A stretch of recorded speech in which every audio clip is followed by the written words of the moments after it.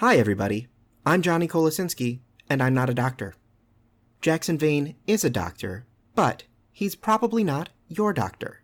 That means that this podcast is not medical advice. If you need medical advice or medical care, please contact a medical professional. And when you do, please tell them to subscribe to Hi, Everybody, a Bad Medicine podcast.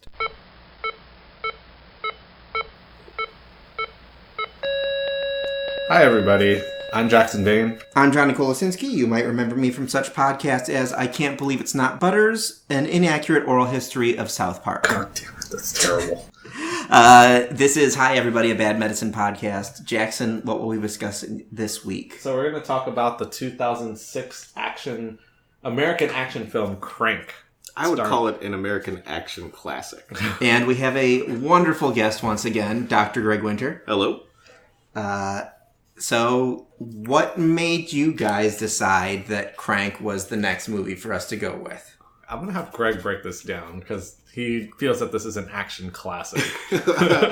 I think this is a movie where it seems like there's going to be a whole lot of stuff to talk about. I mean, it's about somebody who has to basically keep taking speed or keep getting adrenaline in order for the story to progress, and it just felt like, of course, there's got to be some stuff to talk about in here. What's the totally accurate medical synopsis of Crank? Explain, as a doctor, what's happening in Crank. There is no way to explain as a doctor. Guy gets drugged, or guy gets poisoned, wakes up, finds out he has X amount of time to live, and is figuring out how to extend that time. Yeah. I mean, there's nothing accurate. No. He's given a Beijing cocktail. Yes. Which, if I remember from the movie, according to my notes, it acts on the adrenal glands and blocks the receptors, making you not live anymore, basically. I think that was the extent of it. They didn't really explain more than that. It's probably a good thing that they didn't explain much more than that. They touch on it enough for you to move on from it, basically. And I think this movie starts out with a bang, just with how he wakes up kind of groggy. It's a first person view, and then you see the video, and the guy takes the biggest freaking needle possible and injects it right into his neck. And I'm not like a surgeon or anything like that, but that's not going to hit anything. No, that's all. There's all soft tissue back there, or you're going to puncture a lung, kind of depending on what you're doing. Through the neck? Well, he wasn't really on his neck. It's just like an off perspective shot, so you can't see that nothing is happening. But it's just like if you're a little bit off to the side, there's lungs. Yeah, lung that's up there. And your lung does go above near your clavicle, or your collarbone. But the other thing is, with that size needle, it's like the Uma Thurman effect again. It's probably going to go straight through it. It's going to just come right out the other side. But I think the way the gangster explained it, before we knew it was a Beijing cocktail, it was some, and I quote, high-tech, sci-fi, Chinese, synthetic stuff that binds to your blood cells and then it would kill you. Oh. Right. Very Trek-splained. It's perfect. Yes. That's the brief and simple explanation of that, which most medications that I know do not bind to blood cells because then it would be completely ineffective. There's very few things that can bind to blood cells and cause issues. Would have to be trying to affect the blood cells themselves. And, I mean, that would be effective in its own right. You could, if all your blood cells are affected, something is going to happen to you. Yeah, they could have called this, like, I don't know what if they injected carbon monoxide into him, that would have killed him. Liquid carbon monoxide. Or cyanide, in that matter. That would have binded to blood cells and killed him, too. So what's the effect that the drug has other than it's going to kill him? There's a specific plot point that is somehow present. So the whole plot point for this movie was that he needs to have adrenaline pumping through his veins at all times to keep himself alive. We tried to get an endocrinologist on the show, by the way, and they just started crying. Yeah, it's I had to go back and look up some stuff. So your adrenal glands are endocrine glands. They sit on the top of your kidneys. You have two adrenal glands, and they do a whole bunch of stuff for you. They control your blood pressure. They control your sex hormones. They control your electrolytes. And your electrolytes. Yeah, it's kind of like they regulate your metabolism, and the movie is basically saying, like, hey, without this stuff going on, you're gonna die. Yeah. And so basically you have to get your body to keep producing it in order to keep producing it. It's very poorly discussed in the movie. Yeah, and I think it's kind of the doctor, who was very busy being in Las Vegas with nice ladies of the night, flying back, was saying that the drug itself binds to the adrenal gland and blocks receptors, which it's really hard to block receptors and then use that as a feedback to make more adrenaline to keep yourself alive. So you're basically turning off the stoplight or messing up or permanently keeping the stoplight at red and not allowing the body to make more adrenaline. So all these risky activities that he's doing is not going to do anything because it's already blocked. Yeah. How can you make a stress response if the thing that's in charge of your stress response is broken or blocked? Okay. That's the part that was making my brain melt a little bit. Like, wait a minute, this wouldn't work. No. And it's kind of interesting with all the stuff that he does to stay alive. And we can kind of break down some of that stuff to see. Like, cocaine, it's a synthetic. It's a synthetic stimulant, and it certainly would get your heart moving fast. But it's its own... it's got its own things that it's setting off in your body. It's not hitting your adrenal gland, per se. So it's hard... I mean, it's hard to say that would matter. So you're doing something that's kind of stimulating you, but it's not affecting your adrenal gland directly. No. It stimulates you like adrenaline, but it is not actually creating or preventing the reuptake of adrenaline. Correct. Yeah. So it acts on the similar receptors. And he barely does any cocaine in the first place because most of it is on the floor. But they said he did several grams of cocaine. He might have bought several grams. Most of it's on the floor in that bathroom. What about energy pills and drinks and stuff like that?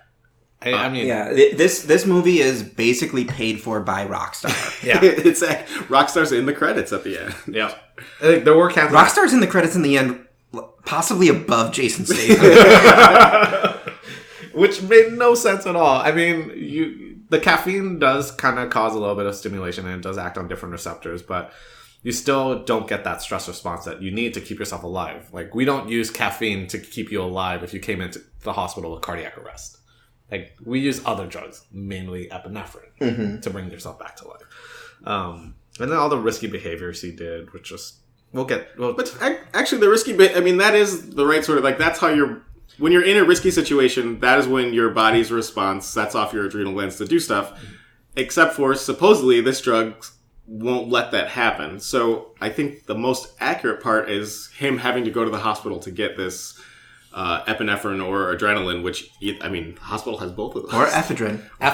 Not ephedrine. Oh, God. That was probably the cringiest part, was listening to the supposed doctor, but he was called Doc Miles, so who knows what his credentials are, saying ephedrine over and over again. And it took all of us turning on the subtitles to figure out exactly what drug he was talking about. Like, ephedrine. Ephedrine. And ephedrine, we do use that sometimes in the hospital.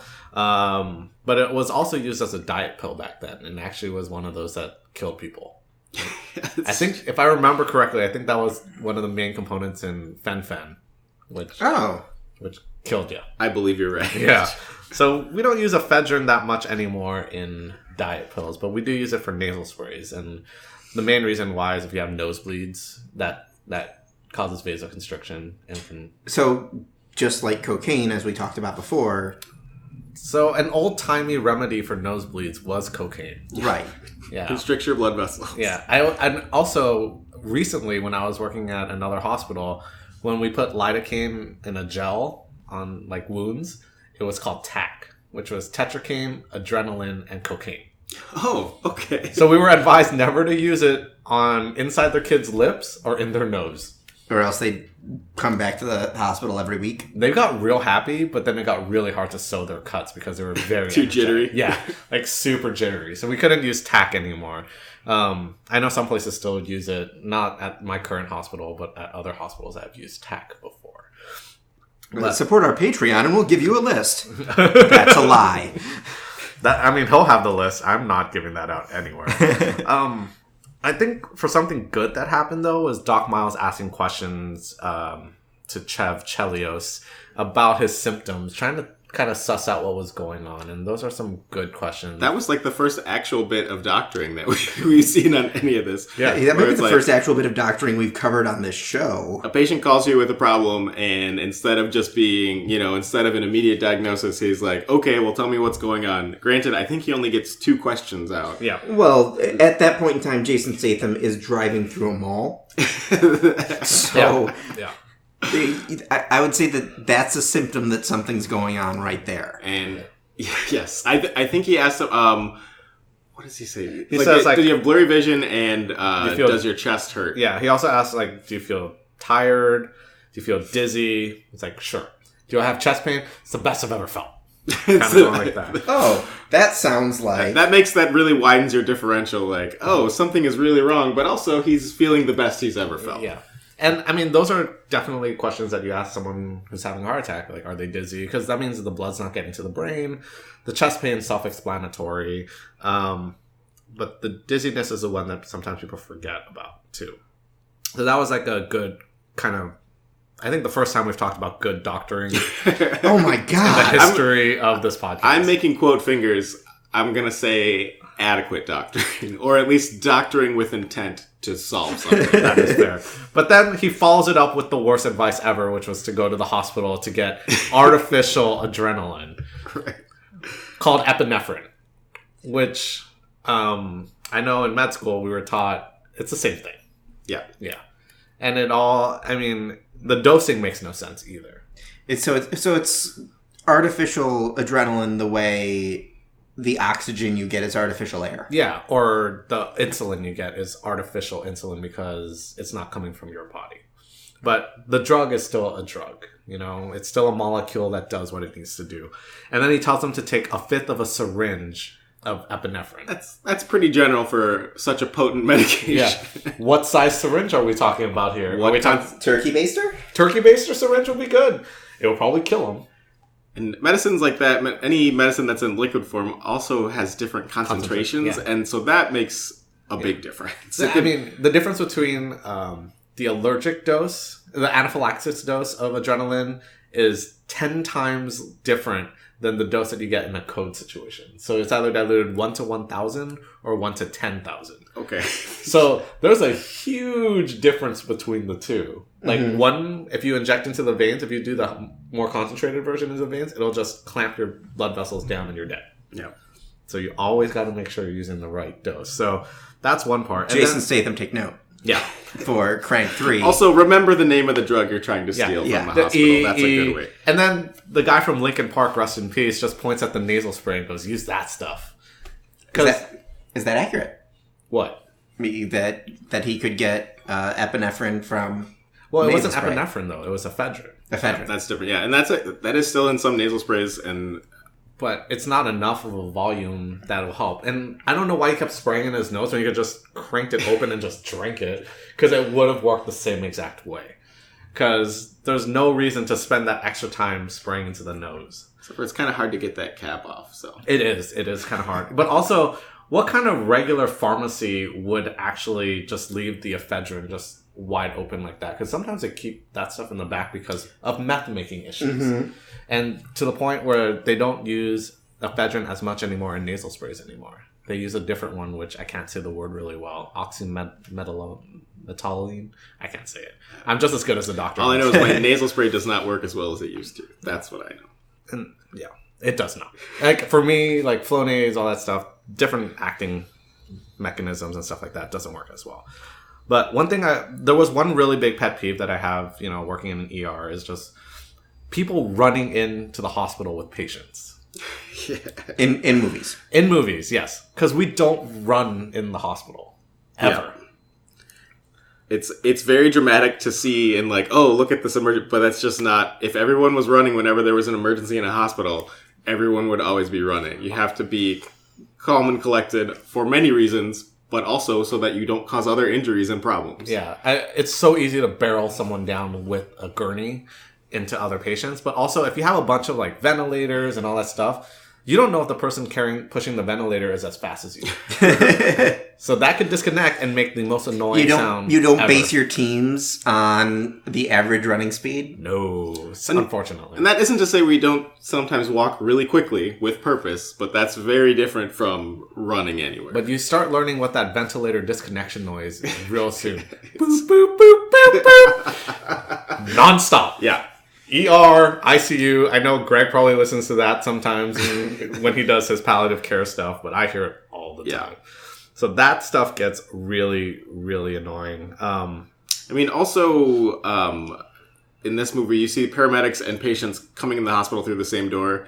That's not a thing. Paramedics have their own door. They're coming in through the ambulance bay doors. Like with a loading dock, basically. Right. Yeah. I mean, you don't want those two things together for many reasons, but one of them is people that have been worked up by paramedics have also, like, their stuff has already started. They're coming in to be placed in a room and to have their care continued. Whereas if you're just walking into the main ER, you're basically like coming in to say, oh, I have a stomachache or whatever is going on. Yeah. And you're just at different points in the care process. So there's no reason for them to come in the same way. You keep them separate to keep things organized.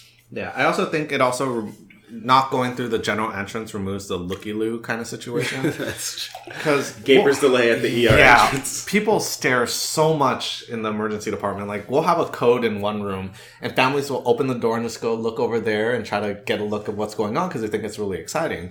And most of the time, this is the worst day of a lot of people's lives, and you don't want other people that don't need to be there looking at it. And then, I always get the question, so how'd it go in there? Like, why are you asking me this? I wouldn't tell you what happened if it was your kid, but that's another big reason why you shouldn't go through the general entrance. You should be using the special entrance. Mm-hmm. And then I was going to say, like, you run codes. I think I did one code in all of my training. I don't know how I got away with that, but I mean, you lucky guy. I know. So in this movie, they track down a guy with a code cart. He's trying to steal medication from him. Yeah. Can you explain the code cart? Well, first, the guy with the code cart is Dennis. Dennis from Always Sunny in Philadelphia. Looking remarkably young. He looks very young. Yeah. This movie was like 2006. Yeah, like 13 years ago. This was the top movie of 2006 if you discount The Departed. The 96 other movies. Yeah, so many other movies.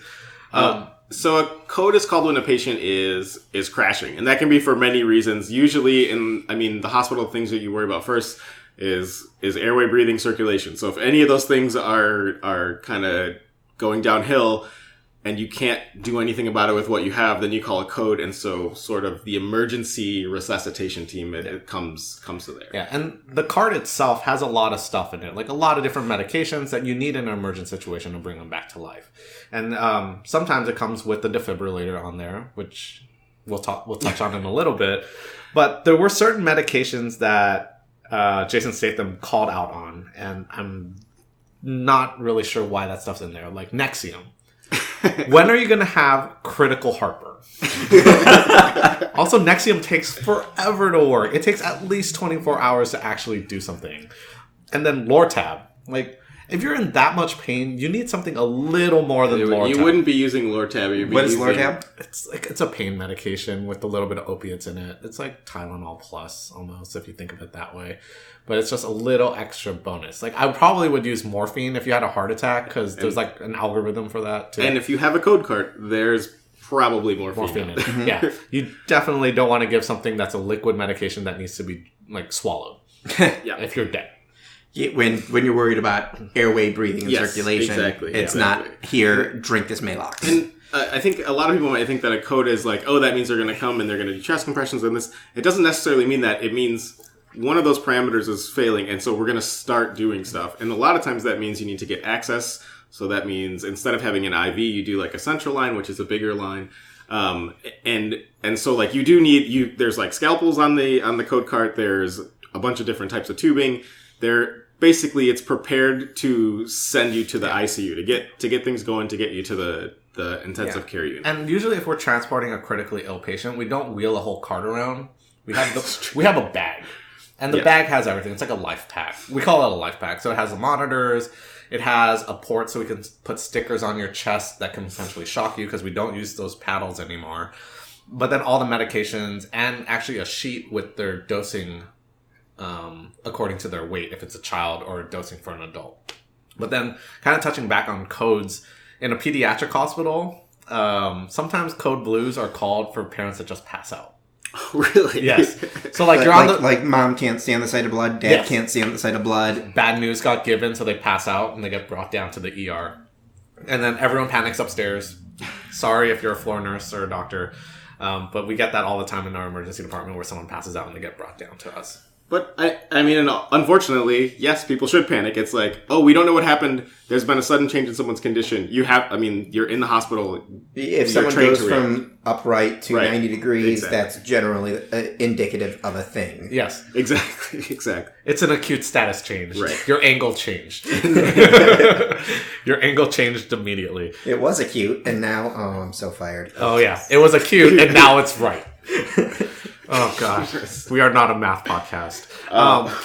Can we touch on one of your favorite parts during this? We're still in the hospital, mind you. Mm-hmm. When he got shocked and he's holding a gun.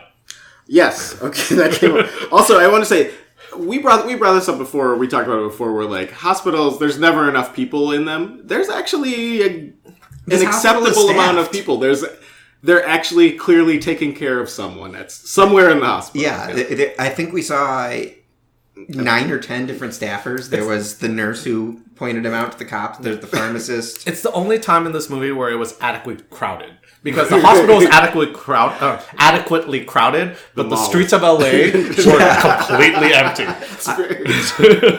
I want this drug just so that I can get somewhere in LA. Yeah. Because all the streets will clear wide open, and then you can just drive all the way down, stand on a motorcycle, and just kind of stand like Jesus. Stand like Jesus, and then hit a lovely sidewalk cafe. Exactly. Reminded me more of Jack from the Titanic, but that's just... yeah. Jack and Rose. So in that scene, yeah, when he's kind of robbing the code cart, there's some cops down the hall, and he's holding his gun, and he wants the guy to shock him to kind of give him this adrenaline burst. And so when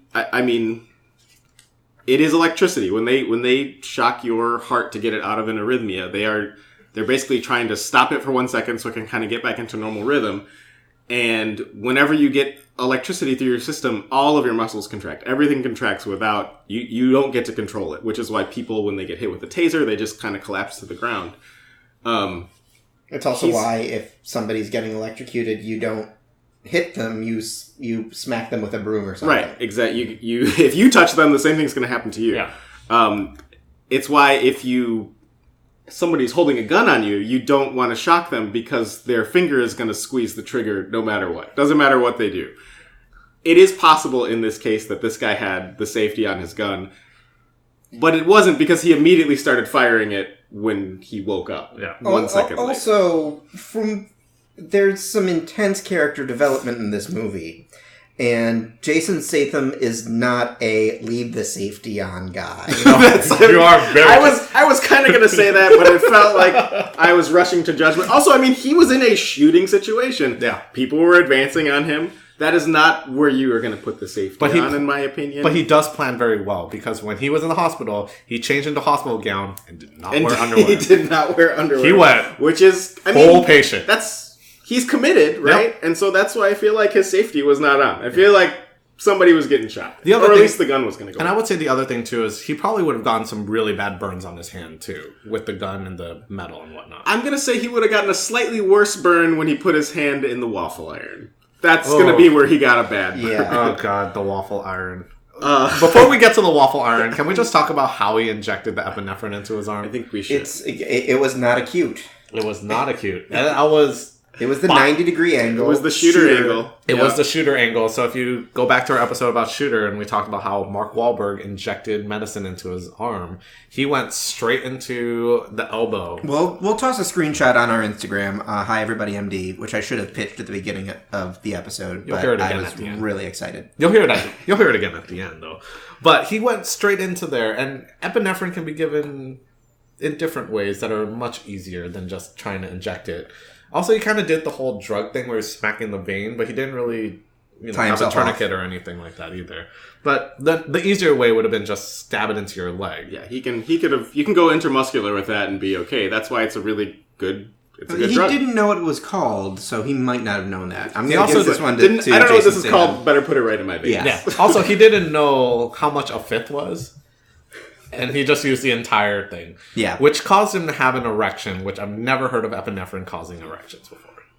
It sounded really good, though. He explained it with one line again.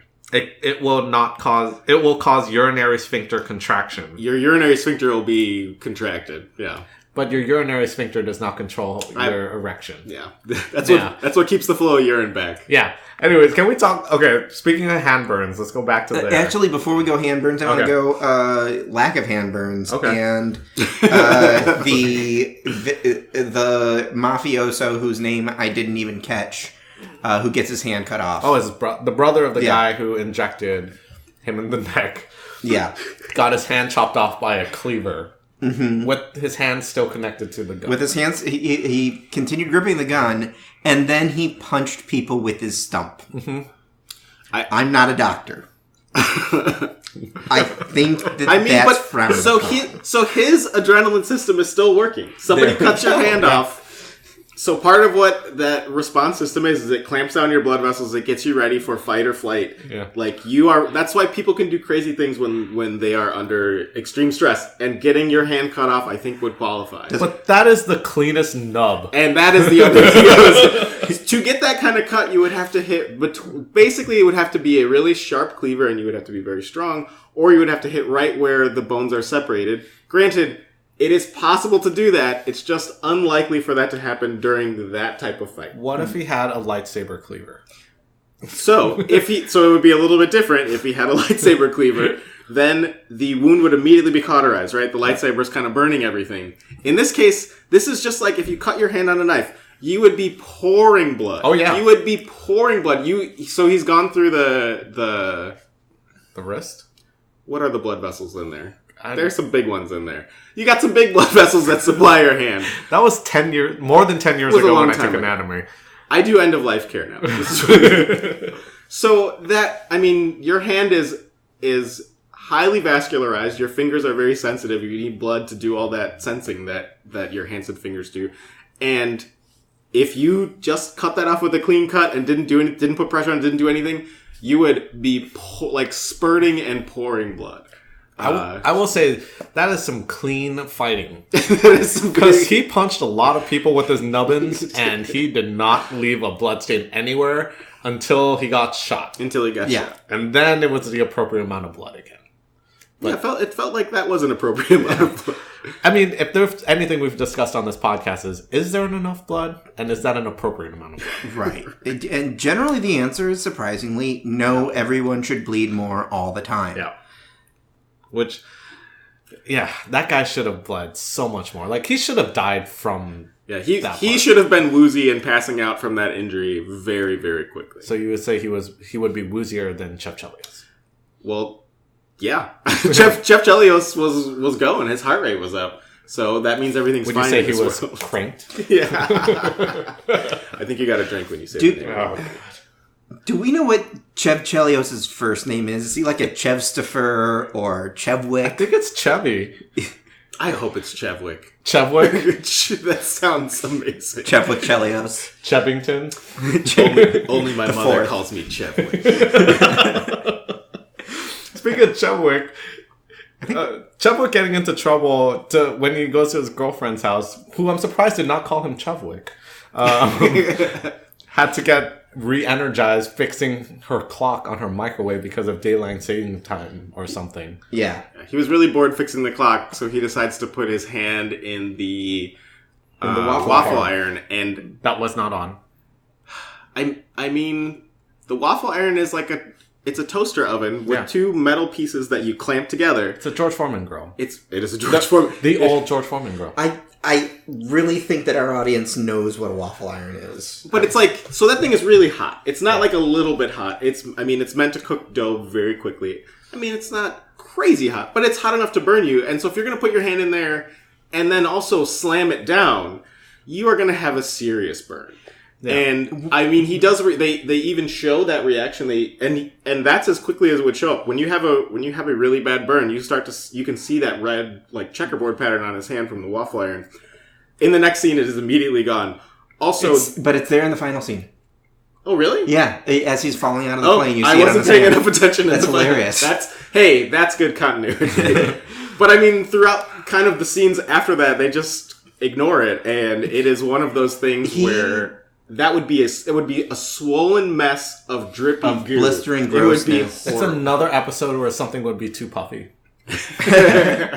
And I don't think sparks would come about when he got his hands clamped down. Unless it's a really faulty waffle iron. Yeah.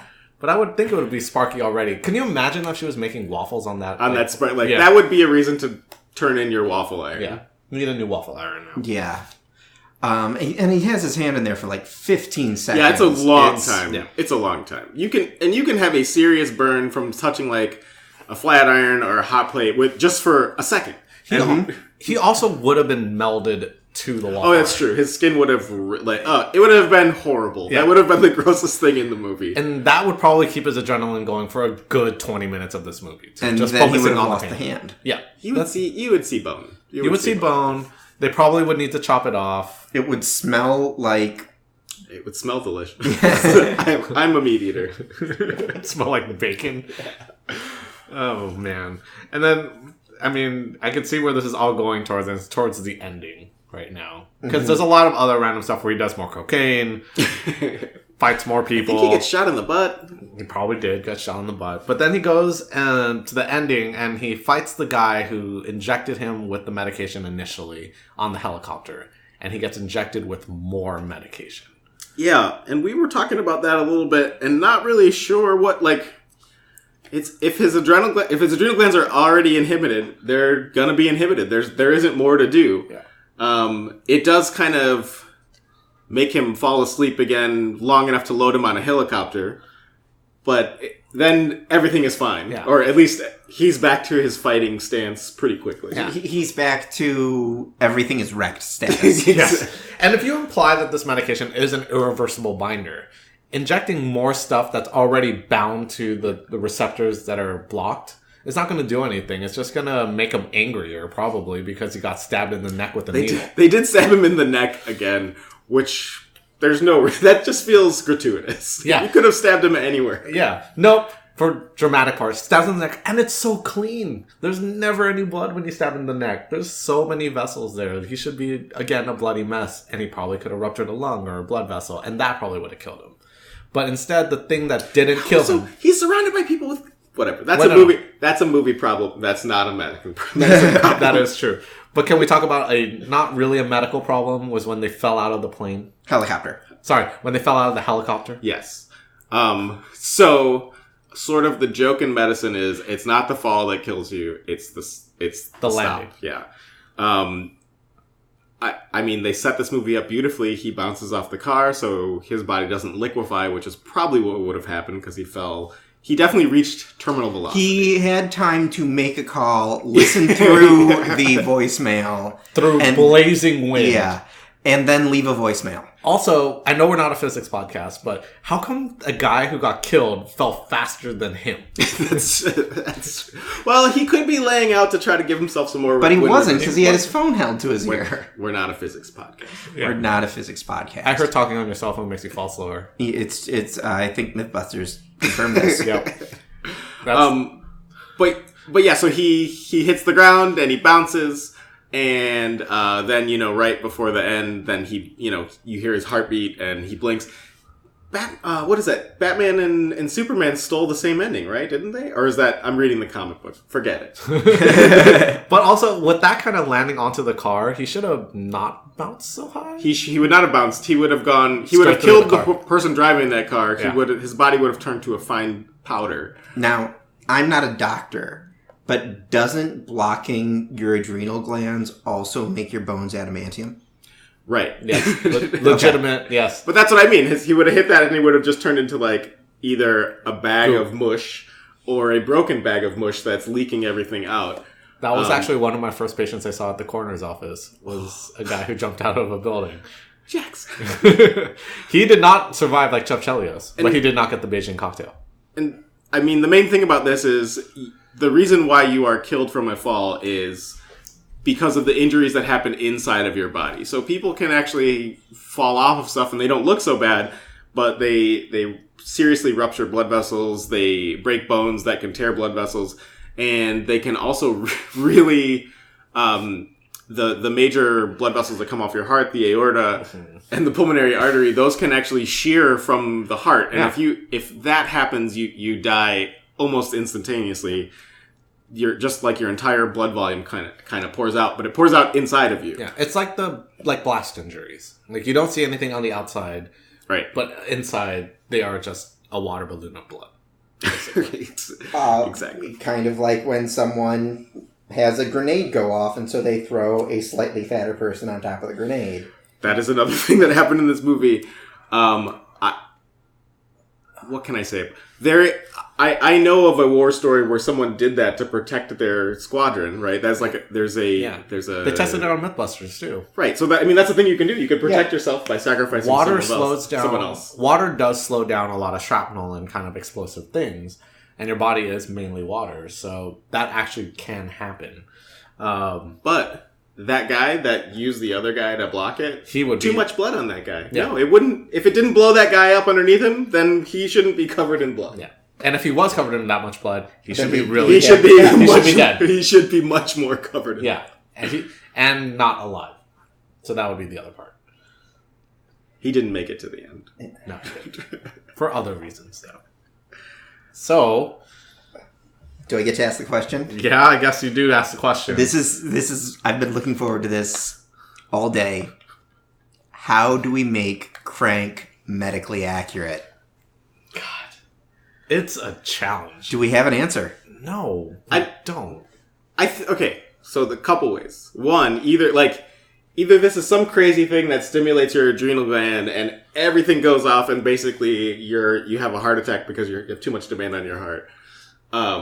Or it's your body is meant to work together with everything else in it. You can't just eliminate one thing.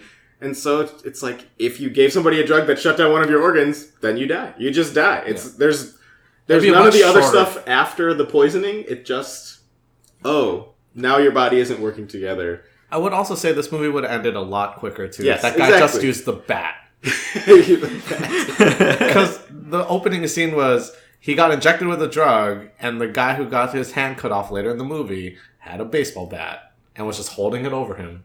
That's true. I mean, it's like the James Bond villain. Like, why? Like, just kill the guy. You have the guy, kill him. You don't need to do the rest of this stuff. Yeah. And we did kind of do some research, like, are there drugs that block epinephrine and stuff like that? And there are certain drugs that block norepinephrine, and it's usually... What's norepinephrine? It also is produced by your adrenal gland and regulates other things in your body as well. Is ephedrine one of those drugs that blocks? No. Ephedrine is... It acts on... not real. It acts on... No. Ephedrine is. Ephedrine, no. Ephedrine, yes. But it acts on other receptors. Mainly, I think it's alpha receptors that help with maintaining your blood pressure. And we use that sometimes in acute situations where your blood pressure is kind of going down really quickly. And we need something to tie you over just so that we can get a drip going of epinephrine or some other kind of vasopressor. Let me say this. So the adrenal glands are part of the endocrine system. The endocrine system is really, really complicated. Yes. We are both doctors. It is not part of our specialty. No. There are things that we're not going to say properly here. No. But please try to look... It's really complicated. It controls a lot of stuff. It's a lot of pathways, and if you break one pathway, right. It messes up every single other pathway that goes on. And also other pathways that depend on that pathway, which might not have had anything to actually do with that pathway. Yeah. Now, is there a way that, for some reason, they could inject him with something that would require him to have an adrenaline response consistently? Where this is the way he can work it out of his system or keep it from... It's called cocaine. Oh, okay. Or meth. Those would be the two that would definitely keep him amped for a long time. And then when he's coming down, he'll probably slow down. But, I mean, they did do a good job. I think making up a drug is good for this situation. The way they explained it was bad. Because there potentially could be a drug that, if they said it blocked all of his adrenaline or half of his adrenaline receptors or something like that, or blocked the receptors on his heart, that could be one part of it. But the fact that they said it blocked the adrenal glands, the thing that makes your adrenaline. Yeah, that makes it's harder to kind of figure out how to make that work. Yeah, I think the only way it would work is if he went around with just a lifetime supply of EpiPens and just stabbing him in the leg as he's going through the entire movie. It's like, oh, I'm running low on EpiPen, stab myself in the leg. He's just got a bandolier. Yeah. Stealing it from all these kids that just ate like a peanut butter cookie and can't handle it anymore, and then just swipes it out and just stabs himself and runs off to the next caper. Writers of Crank 3, our email is hieverybodypodcast@gmail.com. If they're still working. But yeah, that would be the only way I think it would be relatively interesting, is if he did go around and just stole EpiPens from other people alive. Or cocaine can potentially do it a little bit, but it's not going to do everything in this one. So yeah, it's a flawed medically movie, but as Greg would say, it is a fun action movie. It is a classic. Yes. But it does set us up for a future podcast for sure. I feel like you probably have to watch Crank 2. Yeah, I think we do. I mean, as far as 2006... Crank 2 Lost in New York. Yeah. Exactly. Yep. Crank 2 The Streets. Yep. Crank 2 Electric Boogaloo. Crank 2 Crank Harder. Yep. Live Free or Crank Hard. Oh, God. Actually, it would be the third one, so it would be Live Free. No, it would be Crank Hard with a Vengeance. Yeah, Crank. Yep. That would be it. That would be the one. So, yeah. All right. So, anything else we need to add about Crank? No. It's a great movie. You should watch it. It's a great movie. It's I feel like I said Crank a lot of times. It is a hard R. It's a hard R. Yeah. Hard R. I'm proud of you guys for keeping it a soft PG-13. Because he wasn't in the movie. Because he's not. So, yeah, folks, thanks for listening. 2 things you can do to help us out.